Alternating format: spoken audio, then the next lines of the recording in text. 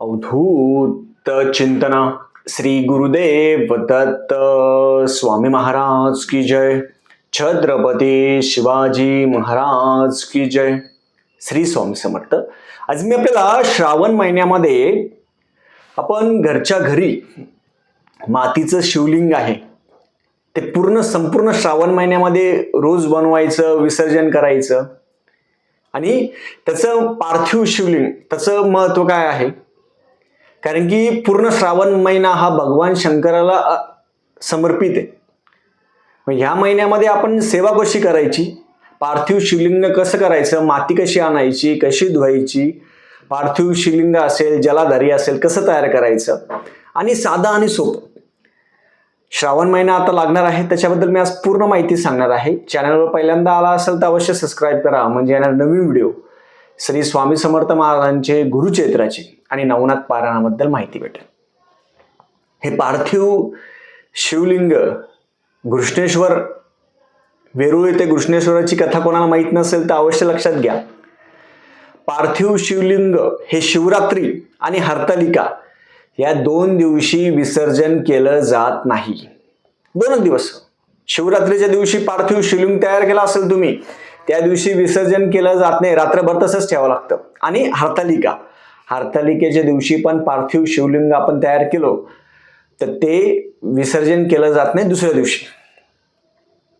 घृष्णेश्वराची जी कथा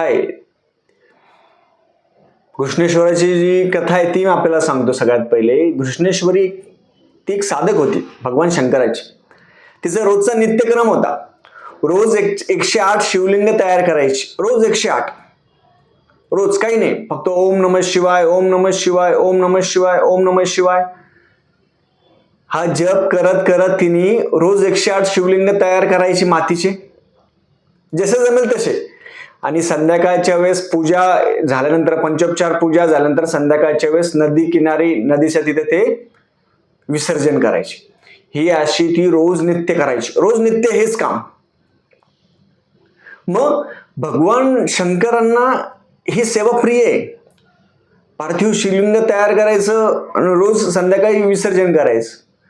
मग तिच्यावर जो बाळ आहे, म्हणजे तिचा जो मुलीचा मुलगा होता, तो नदी कानी, म्हणजे तो दुसरी त्याची बायको होती, त्याची बहीण होती. बहिणीने काय केलं, त्यांना मुलबाळ काही होत नव्हतं. मग ती म्हणे ही जी तिची बहीण आहे, बहिणीसोबत लग्न करावं, पण ती स्वतः म्हटली नाही. मग तिला मुलगा झाला. मुलगा झाल्यानंतर बहिणीने काय केलं, बहिणीला ते सहन नाही झालं आणि तो काय केलं, ते बहिणीचा जो मुलगा होता तो पाण्यामध्ये मारून टाकला. सरळ कथा आहे, पाण्यामध्ये मारून टाकला. पण ही घृष्णेश्वरी जी होती तिला भगवान शंकरावर खूप हे होती. ती म्हणायची मी रोज तुमचं सेवा करते, एवढी मोठी सेवा करते, माझा मुलगा मला पाहिजे. मग तिने 3 वेळेस हाक दिली. हाक दिल्यानंतर जो मेलेला मुलगा होता तो जिवंत झाला. जिवंत झाल्यानंतर भगवान शंकर म्हणे की तुझ्या बहिणीने ते बाळ आहे ते मारलं, तिला काय शिक्षा करायची, पण ती म्हणे की जाऊ दे, त्यांना काही शिक्षा नका करू, माफ करा. हे ऐकल्यानंतर भगवान शंकराला एक प्रकारचं चांगलं वाटलं की तुझ्या बहिणीने तुझा मुलगा मारला तरी पण तू म्हणती की त्यांना माफ करा. हे भगवान शंकराला खूप आवडलं. मग त्याच्यामुळे भगवान शंकरांनी विचारलं की तुला काय वर पाहिजे. ते म्हणे की तुम्ही इथेच वेरूळच्या तिथे, तुम्ही तिथं स्वयंभू मध्ये, म्हणजे 12 ज्योतिर्लिंगापैकी तुम्ही तिथे स्वयंभू तिथंच राहावं. भगवान शंकरांनी वरदान दिला की तुझ्याच नावाने मी राहील, म्हणजे घृष्णेश्वर नावाने मी इथे राहील. असं हे करून वेरूळचं घृष्णेश्वर आहे, वेरूळ आहे तिथे घृष्णेश्वरच्या त्यांच्या तपामुळं, त्यांच्या सामर्थ्यामुळं महादेव आहे तिथे राहिलेले. ती अशी कथा आहे. साधी आणि सोपी कथा मी आपल्याला सांगितली. तर आपल्याला मुख्य गाभा म्हणजे काय, या श्रावण महिन्यामध्ये तुम्ही रोज शिवलिंग आहे ते तयार करू शकता. सगळ्यात पहिले माती आणायच्या वेळेस काय करायचं, जिथून माती घेणार त्या मातीचा नमस्कार करायचा आणि आम्ही शिवलिंगासाठी माती घेतोय असं म्हणायचं. हे करा. हे केल्यानंतर माती घरी आणायची. घरी आणल्यानंतर छानपैकी वाळवा. आता सगळं पाऊस चालू आहे, सगळी चिखलच माती असेल, जेवढी असेल तेवढी माती आणा घरामध्ये. त्या मातीमध्ये गोमूत्र टाका, भस्म टाका, भस्म गोमित्र टाकायचं, बेलपत्र टाकायचं. तुम्ही आता श्रावण आपला लागणार आहे, श्रावण महिन्यामध्ये तुम्ही पूर्ण 30 दिवस हे रोज करू शकता. मग तुम्ही म्हणणार दादा मग आम्हाला महादेवांची पण सेवा करायची, मग ही सेवा साधी आणि सोपी आहे. ही तुम्ही सकाळी करा, दुपारी करा, रात्री करा, काही हरकत नाही. आपल्या प्रत्येकाच्या घरामध्ये महादेवाची पिंड आहे. ही पिंड जेव्हा ठेवणार तेव्हा शिवलिंग ठेवायचं. मी स्क्रीनवर दाखवेल आपल्याला जेव्हा पिंड तयार करायची, पण तुम्ही रोज तयार करून बघा, त्याचा अनुभव तुम्ही घ्या. रोज आपण तयार करायचं आणि रोज विसर्जन करायचं, त्याच्यामध्ये एवढी ताकद आहे, एवढं तुम्हाला मनामध्ये एवढं पॉझिटिव्ह वाटेल की तुम्ही स्वतः केल्याशिवाय राहणार नाही. एक दिवस केलं ना, तुम्ही रोज करणार श्रावणामध्ये. रोज काय करायचं, माती आणल्यानंतर आता पूर्ण चिखलच असेल, तुमच्या इथे जी माती भेटत असेल ती आणा. त्याच्यामध्ये काय करायचं, आपण गोमित्र, थोडं भस्म टाकायचं. तुम्ही शिवलिंग आहे जलाधरी तयार करायचं, उत्तर दिशेला जलाधरी करायचं, आणि शिवलिंग तुम्हाला जशी तयार करता येईल तशी करा, काही हरकत नाही. भुसनेश्वरी जी आहे ती मोठे मोठे शिवलिंग तयार करायचे, नुसते 108, तिथे 108 तयार करायचे. तुम्ही फक्त एकच तयार करा, छोटे छोटे केले तरी काही हरकत नाही. खाली बेलपत्र ठेवायचं, कारण की महादेवांना झेलण्याची ताकद कोणामध्ये नाहीये. खाली बेलपत्र ठेवा, त्याच्यावरती शिवलिंग तयार करायचं. शिवलिंग तयार केल्यानंतर त्याच्या बाजूला आपले महादेवाची घरची पिंड आहे ती ठेवायची. हे सकाळी करा, दुपारी करा, कधीही करा, काही हरकत नाही. हे केल्यानंतर महादेवांना भस्म लावायचं, भस्म लावायचं. भस्म लावल्यानंतर फुल व्हायचं. महादेवांची 108 नावं घ्या, साधे सोपे 108 नावं घ्या. आणि जेव्हा तुम्ही शिवलिंग तयार करणार तेव्हा ओम नमः शिवायचा जप करायचा. ओम नमः शिवाय, ओम नमः शिवाय, ओम नमः शिवाय, ओम नमः शिवाय. हे महिला, मुली, कोणीही शिवलिंग तयार करू शकतं. एकदा तुम्हाला प्रॅक्टिस होईल, एकदा हळूहळू सगळेजण परफेक्ट नाही आहे. तुम्ही नुसता एक गोळा जरी तयार केला लिंगासारखा, लिंग असं सरळ असतं ना, तर लिंगासारखा जरी गोळा जरी तयार केला तरी हरकत नाहीये. कसं आहे, हळूहळू करता करता तुम्हाला त्याचा व्यवस्थित शिवलिंग तयार करता येईल. असं नाही एका दिवशी तयार करता, असं नाहीये. पूर्ण श्रावण महिन्यामध्ये रोज सकाळी आपली सेवा झाल्यानंतर करा किंवा सेवेच्या वेळेस करा. गंधाक्षता फुल व्हायचं. आपल्या घराची पिंड आहे त्याच्यावर पण तुम्ही अभिषेक करू शकता. श्रीसुक्त, पुरुषसुक्त, शिवमहिमा, तुम्हाला जे करता येईल ते. हे केल्यानंतर भगवान शंकराची 108 नावं घ्यायची.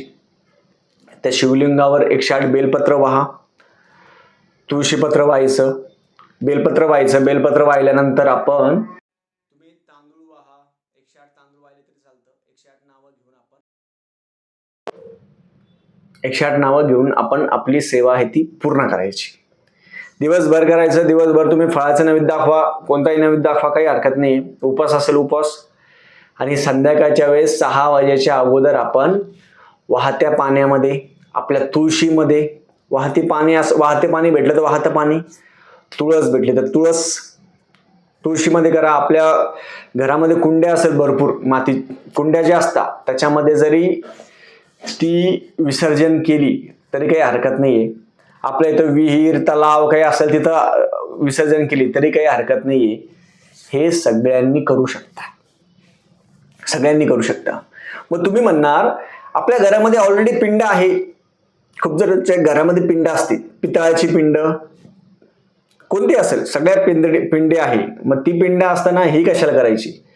तुम्ही पार्थिव शिवलिंग एकदा तयार केल्यानंतर रोज रोज तयार करणार, कारण की ती जी माती आपल्या हातामध्ये लागत असते आणि त्या मातीने आपण भगवान शंकराची पिंड तयार करत असतो. लक्षात ठेवा, आपले किती 27 नक्षत्र, ग्रह, गुरु असेल, मंगळ असेल, हे सगळे 9 ग्रह, सगळे ग्रह भगवान शंकरांच्या समोर असतात.